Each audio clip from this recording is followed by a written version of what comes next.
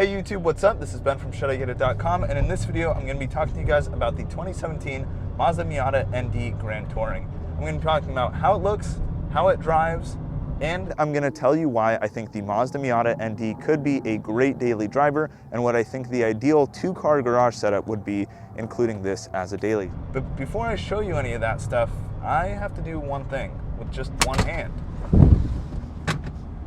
Where's my Staples button? That was easy. Now, that is awesome. This car converts into a top-down ride so quickly, and the reverse is true as well. You just pop this right here, pull, and you latch it on. Super easy, but I'm gonna leave the top down. Hopefully you guys can hear me. Now, I'm gonna be talking about how the car looks, how it drives, and how it feels.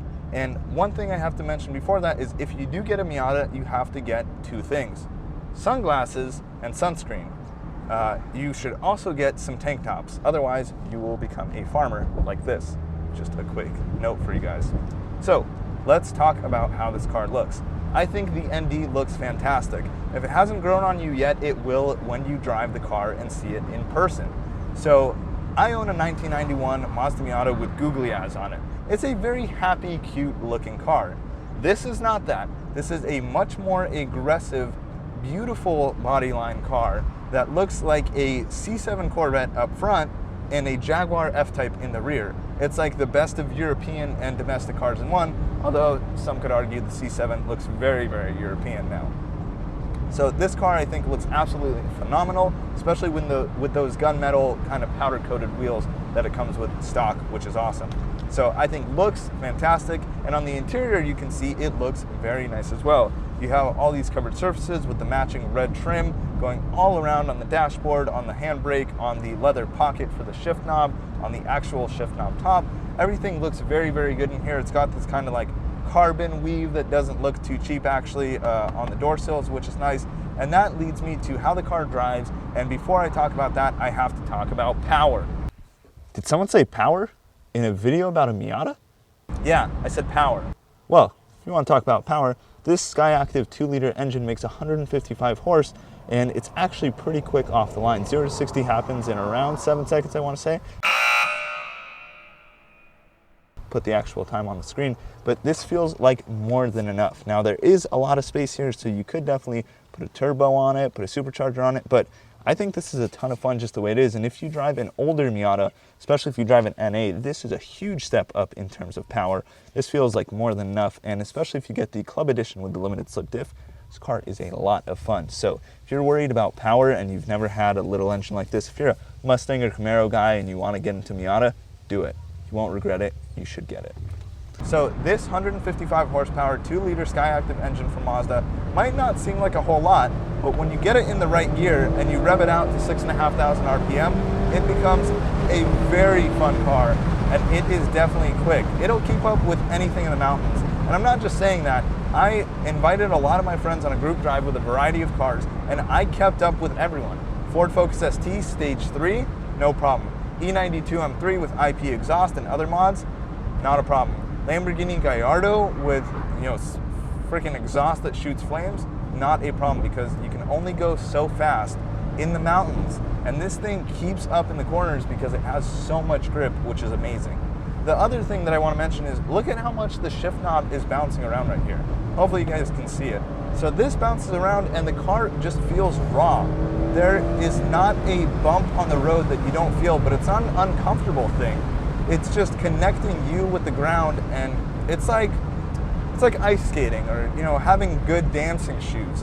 That's what this car is. This car really lets you connect with the road, and it's just you and the machine in one, but it's very refined. I mean, you have heated seats, you have air conditioning, you have speakers in the headrest, you have navigation. It's just the perfect mix of an awesome, fun backroad and track car.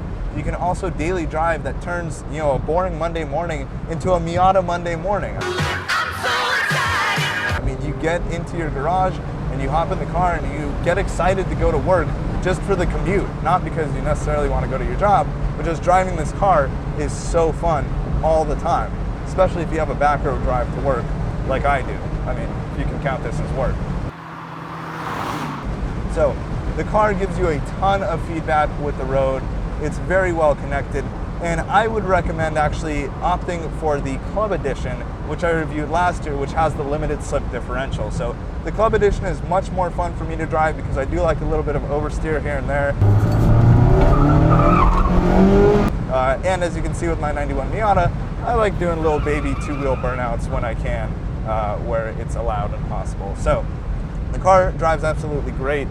It grips like crazy. I did not push this car to its limits because I'm scared to push this car to its limits because they are so high. And this is a very fun car because you can drive it at watt. And if you don't know what watt is wide open throttle, W-O-T. And so you can drive this car to redline in second, third, fourth gear, no problem, on public roads without getting into huge trouble and still feeling very safe, which is absolutely fantastic. That's really important in a car because this car doesn't have huge numbers, only 155 horse, but the fact that you can get 155 horse all the time is awesome. If you have a 600 horsepower car, it's very rare that you can get it to peak horsepower and use that because you're going to be either crapping your pants, crashing into a tree, or getting arrested. So this car, doesn't really let you do any of those. And the seats are so comfortable that you wouldn't want to crap in them because they're this nice leather and they're bolstered and they're heated and they just hold on to you very well. I mean, I've done 322 miles in this car in the last week,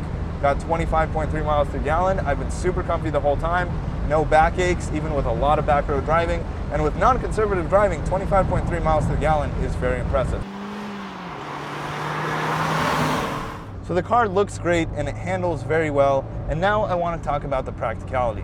And the first thing up on that list is the trunk. When it comes to trunk space, that actually isn't a huge deal with the Mazda Miata ND or any Miata. My 1991 fits the same amount of stuff that you'll see in here, and it's actually a little easier in the older Miatas, but I'm going to show you a couple of quirks first. So the first thing I noticed on the Grand Touring is that you have two antennas here. So you have this shark fin, which looks awesome. It's painted in the ceramic color like the rest of the car. And this is for the navigation system that comes in the top of the line Grand Touring model, which is what I'm driving today. You also have the standard radio antenna here because they didn't put them together. So that's just one thing I noted. It would be nice if on the top of the line they put these two antennas together, but it's not a huge deal because this is what you'll be looking at normally, so pretend that that's not there on a Club Edition or the regular entry-level model. The other thing is the trunk space is not taken up by the top at all when the top is down because, as you can see, the top is in the cabin pretty much, just like the older Miatas.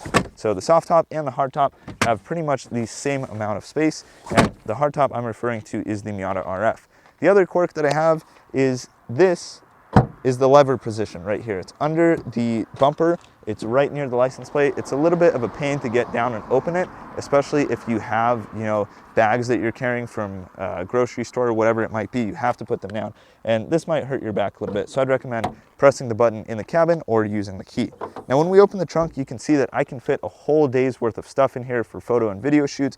I have my tripod, my lighting bag, my backpack, and these bags that you're seeing are full carry-on size. So you can fit 2 carry-ons in here pretty much, but I'd recommend that they are somewhat soft. So if you have a hard shell carry-on, they might not fit, and that is due to the triangles protruding out of the taillights right here, so you lose a little bit of space on the side. The trunk is deep, and as you can see, you can fit a lot of stuff in here, but the sides of it are a little bit annoying to deal with, and that's due to the taillight design. But you get the looks of the rear for that, and I don't think it's a huge deal. So trunk-wise, I'd give it like a 8.2 out of 10.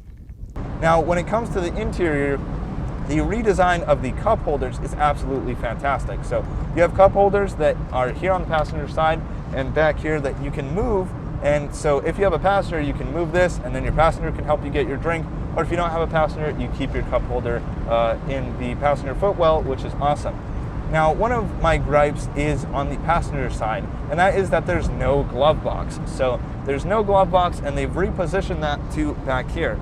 Now, as you can see, this is pretty awkward, and I can barely reach it, and I have to close it with my elbow. So you really have nowhere to put your phone while you're driving this car on a back road, because if you put it in the side pocket like this, if you drive fast enough, your phone will fly out, and if you have the windows down, your phone will fly out, hit your knee, and go on the road and disappear forever. If you have a larger phone, it doesn't really fit in this cubby here, so the iPhone 6 fits, but the iPhone 6 Plus does not. And if you want to use a radar detector, or anything plugged into the 12 volt, that's all the way down in the passenger footwell, and if you drive fast enough, it seems to get unplugged. So those are a couple of the gripes that I have with the interior, but they're really not a big deal. I mean, this car is still a fantastic daily driver. It handles very well and is comfortable, and as I mentioned, makes you excited for the commute to work every morning, which is awesome. So, in conclusion, after spending over 300 miles behind the wheel of the 2017 Mazda Miata ND for the second time now, I can tell you that this is a great weekend car and a fantastic daily driver as well. Now, I think the optimal setup is if you have access to an SUV or a truck, or pretty much just a bigger vehicle through a friend or a roommate or a coworker or a spouse or whoever it might be, then this is the perfect setup. Now, if you, for whatever reason, have a daily driver already that you don't want to get rid of and you can't afford another brand new car, I would recommend getting an older Miata like I did. So I have my daily driver, and then I have the 91 Miata, and it is a fantastic setup. So if you have any questions about the Mazda Miata, please let me know in a comment down below. And there is actually another version of this car that I've yet to drive. So if you want to see the hardtop Miata RF review on this channel, leave a thumbs up, let me know in a comment down below, and I'll see you guys next week for another video. Thanks for watching. Peace. What's my favorite part about the Miata Grand Touring Edition? Well, it has heated seats, and that means that if you're driving on a chilly night, you can still put the top down, turn the heated seats on, and all of a sudden, you're the melty cheese in the middle of a hot pocket. Still having a great time, while everyone around you is very cold. Whoop. This car is so funny. Okay.